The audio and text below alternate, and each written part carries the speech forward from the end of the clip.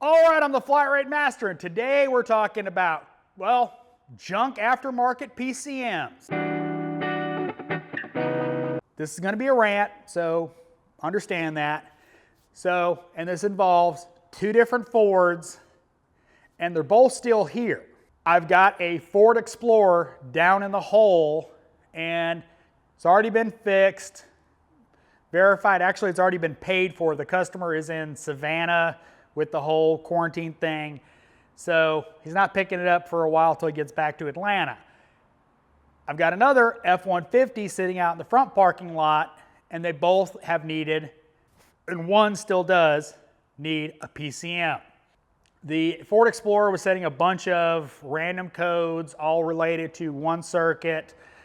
The wiring harness was falling apart, shorting.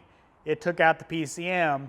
I put a wiring harness in it, still had the problem, and I warned the customer that was probably going to be the case. So we tried to source a PCM from Ford.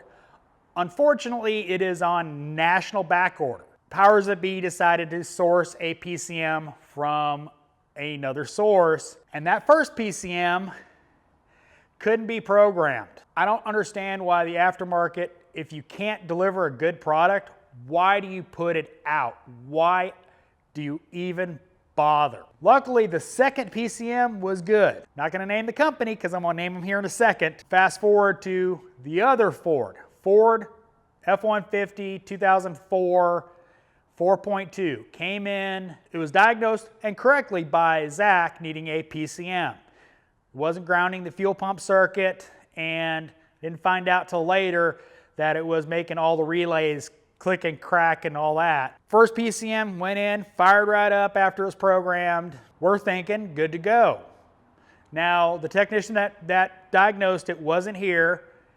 I went to go drive it, and 20 miles an hour, the speedometer's pegged to 100 miles an hour. Goes into fuel cut. Okay, so I go through and do my testing. Everything's good on it. Output speed sensor, which is the VSS in this vehicle, signal looks good. It's getting good information to the PCM. It's not showing outrageous amount of speeds. It's not that. It's a logic issue in the PCM. Then tried screwing with gear ratios and tire sizes, making sure all those were either correct or just changed. I mean, we were even just changing it to random stuff, trying to get this issue resolved. Okay, so not that. Order another PCM from, you know the company, A1 Cardone. Yep, that's all we could get. So put another one in. Guess what? Exact same issue. Look on Identifix, there's about 7 or 8, I think, reports of the exact same issue. Fuel control problem after new PCM installed, and it does the exact same thing. Goes to 100 miles an hour at 20, goes into fuel cut.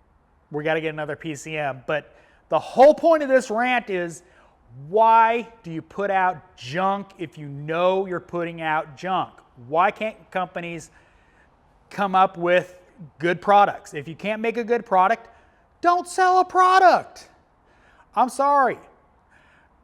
One of the things I've talked about in this video is why we limit the vehicles we work on, which with everything going on, we've kind of thrown that out the window. But this is a perfect example. The older the vehicles get, the harder it is to get quality parts for that vehicle. I mean, we can't get an OEM PCM. We're kind of screwed right now. We got to figure out what we're going to do as far as getting this truck fixed.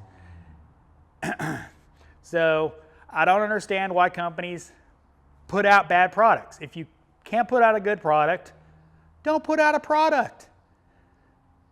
Or make it so it's a good product, then put it out. Hope you enjoyed this rant. As always, thanks for watching. I am the Flatratemaster.